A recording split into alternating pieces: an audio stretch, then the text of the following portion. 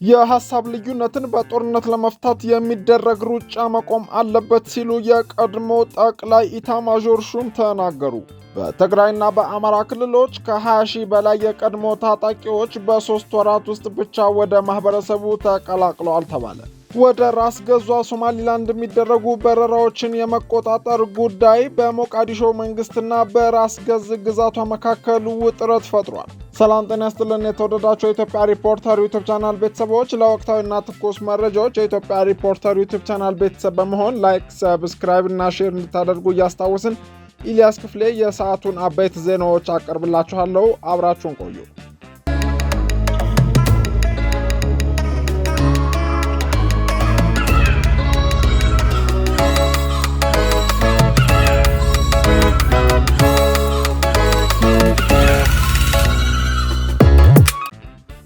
በትግራይና በአማራ ክልሎች ከ20 ሺህ በላይ የቀድሞ ታጣቂዎች በ3 ወራት ውስጥ ብቻ ወደ ማህበረሰቡ መቀላቀላቸው ተገለጸ።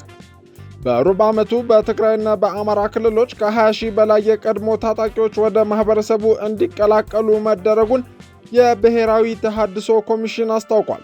ኮሚሽኑ በ2018 በጀት ዓመት የመጀመሪያው ሩብ ዓመት ያከናወናቸውን ተግባራት አፈጻጸም በሐዋሳ ከተማ እየገመገመ ሲሆን የብሔራዊ ተሃድሶ ኮሚሽን ኮሚሽነር አቶ ተመስገን ጥላሁን የውይይት መድረኩን በከፈቱበት ወቅት በሩብ ዓመቱ በትግራይና በአማራ ክልሎች ከ20 ሺህ በላይ የቀድሞ ታጣቂዎች በዲዲአር ፕሮግራም ተሳትፈው ወደ ማህበረሰቡ እንዲቀላቀሉ መደረጉን ተናግረዋል።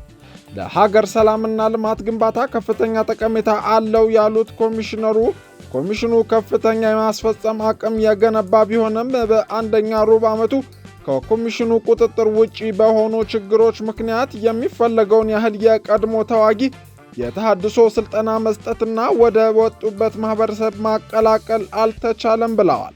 በተሃድሶ ሂደት አልፈው ወደ ማህበረሰባቸው የተቀላቀሉ ከ80 ሺህ በላይ የሚሆኑ የሰላም ተመላሽ የቀድሞ ተዋጊዎች ያሉበትን ሁኔታ ዳሰሳ ጥናት የማድረግና በክልሎችና በማህበረሰብ ድጋፍ በዘላቂነት የሚቋቋሙበትን ሁኔታ ለመፍጠር የቀጣይ ጊዜ የትኩረት አቅጣጫ መቀመጡንም ኮሚሽነሩ አብራርተዋል። በመድረኩ የዲሞቢላይዜሽንና መልሶ ማቋቋም፣ የሎጂስቲክስና አስተዳደር ዘርፍ እንዲሁም የኮሚሽነር ጽህፈት ቤት የሥራ ክፍሎች ዝርዝር ሪፖርት ቀርቦ ውይይት መደረጉም ተገልጿል።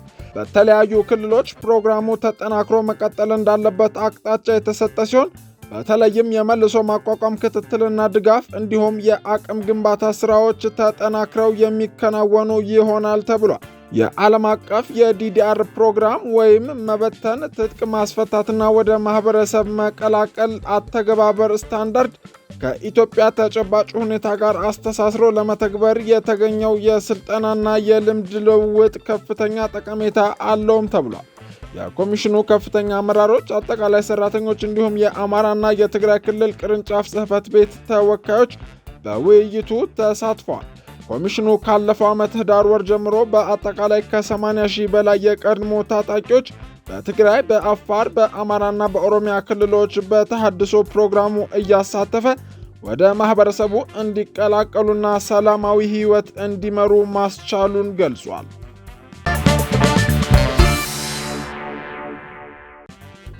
የሐሳብ ልዩነትን በጦርነት ለመፍታት የሚደረግ ሩጫ መቆም አለበት ሲሉ የቀድሞ ጠቅላይ ኢታማዦር ሹም አሳሰቡ።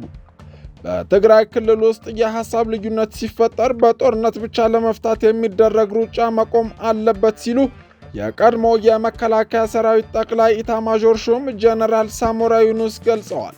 ጀነራል ሳሞራ ለአዲስ ዘመን ጋዜጣ እንደተናገሩት ከዚህ ቀደም የተፈጸመው ከባድ ስህተት የትግራይን ህዝብ ዋጋ አስከፍሏል ብለዋል። አሁን የትግራይ ህዝብ ጦርነት በቃኝ ብሏል ያሉት ጀነራሉ በሆነ አጋጣሚ የጦርነት አዝማሚያ ቢፈጠር እንኳን ህዝቡ ይህንን የመደገፍ ሐሳብ የለውም ሲሉ ተናግረዋል። ከዚህ ቀደም ችግሮችን በውይይት መፍታት ባለመቻሉ የተቀሰቀሰው ጦርነት የትግራይን ህዝብ ከባድ ጉዳት አድርሶበታል ያሉት ጀነራል ሳሞራ ህዝቡ እስካሁን ድረስ የጦርነቱን ዳፋ መሸከሙን ጠቁመው መሰል ስህተት መደገም እንደሌለበት ጠቁመዋል። ጦርነት ብታሸንፍም ባታሸንፍም ጣፋጭ ሆኖ አያውቅም ያሉት ጀነራሉ በክልሉ በርካታ ወጣት ሕይወቱን አጥቷል። እናቶችም በሐዘን ተጎድተዋል፣ ተቸግረዋልም። በመሆኑም ሕዝቡ በተደጋጋሚ ውጊያ ውስጥ ሊማገድ አይገባውም ሲሉ ነው የተናገሩት። በትግራይ ውስጥ ማንኛውም ችግር ወይም የሐሳብ ልዩነት ሲፈጠር በጦርነት ብቻ ለመፍታት የሚደረግ ሩጫ መቆም እንዳለበትና ልዩነቶች በሰላምና በሰላማዊ መንገድ ብቻ መፈታት አለባቸው በሚል እምነት መጽናት ያስፈልጋል ሲሉም አስገንዝበዋል። በክልሉ የጦርነት ችግር ያመጣል እያሉ ያልተጨበጠ ወሬ የሚለፍፉ የጦር ጀነራሎችን እሰማለሁ ያሉት ጀነራል ሳሞራ ይህ የግል ሐሳባቸው ሊሆን ይችላል። እኔ የምላቸው ነገር ግን የእውነት የሕዝብ አገልጋይ ከሆኑ በትግራይ ክልል ያለውን የጸጥታ ችግር መፍታት የመጀመሪያው ጉዳያቸው ሊያደርጉት ይገባል ነው ብለዋል።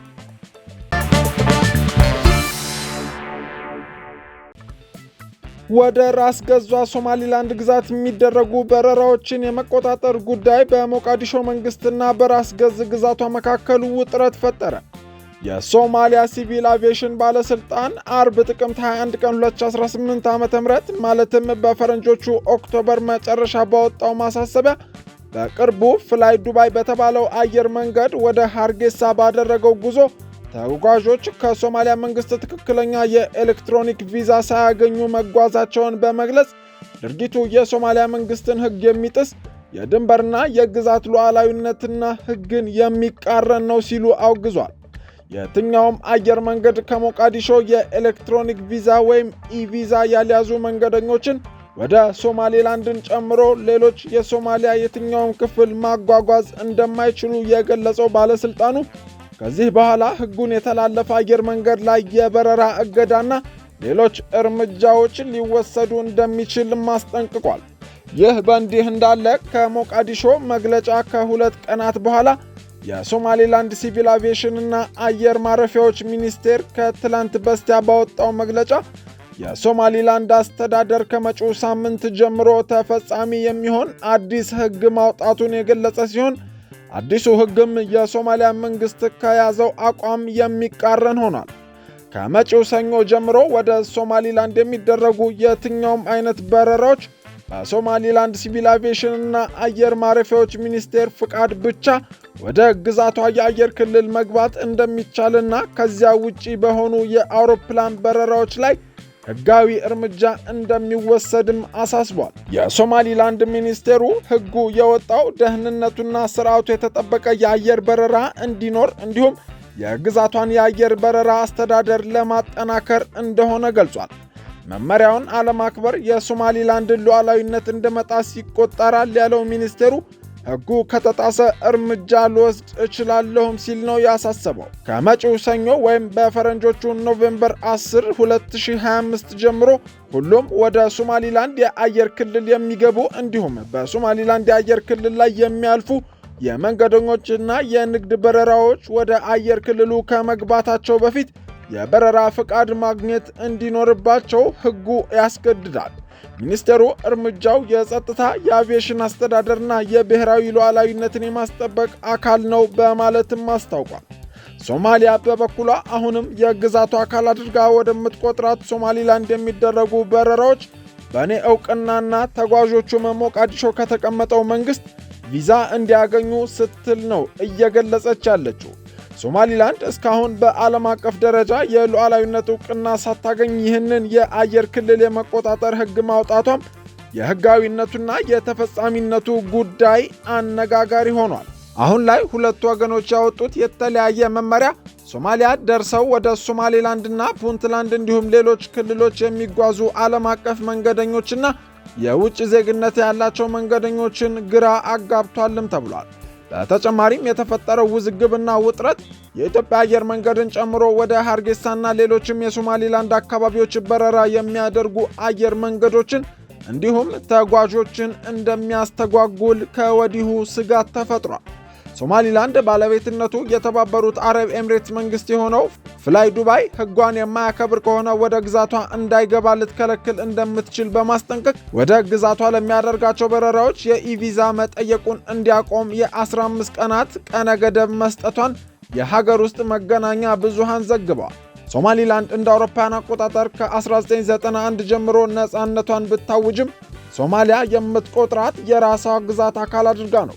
ከቅርብ ጊዜ ወዲህ በዓለም አቀፍ ደረጃ ሉዓላዊነቷን ለማረጋገጥ የሀገራትን ዕውቅና በማጠባበቅ ላይ የምትገኘው ሶማሊላንድ አሜሪካ በቅርቡ ይህን ጥያቄዋን እንደምትመልስላትም እየተጠበቀ ይገኛል። የሶማሊላንድ የሉዓላዊ ሀገር አይነት እንቅስቃሴዎች መጠናከራቸው ደግሞ ከሞቃዲሾ መንግስት ጋር የነበሩበትን ውጥረት እያባባሰ ነው። በአሁኑ ወቅትም ሁለቱ ወገኖች ፓስፖርት፣ የአቪዬሽን መብቶችና ዓለም አቀፍ ሀገራዊ መለያ ኮድን እንደሚጋሩ መረጃዎች ያመለክታሉ። ውድ የኢትዮጵያ ሪፖርተር ዩቲዩብ ቻናል ተከታታዮች ለወቅታዊና ፈጣን መረጃዎች የኢትዮጵያ ሪፖርተር ዩቲዩብ ቻናልን ላይክ፣ ሰብስክራይብ እና ሼር በማድረግ ቤተሰብ እንድትሆኑ እናስታውሳለን። የሰዓቱ አበይት ጉዳዮቻችንን ኢልያስ ክፍሌ አቅርቤላችኋለሁ። መልካም ጊዜ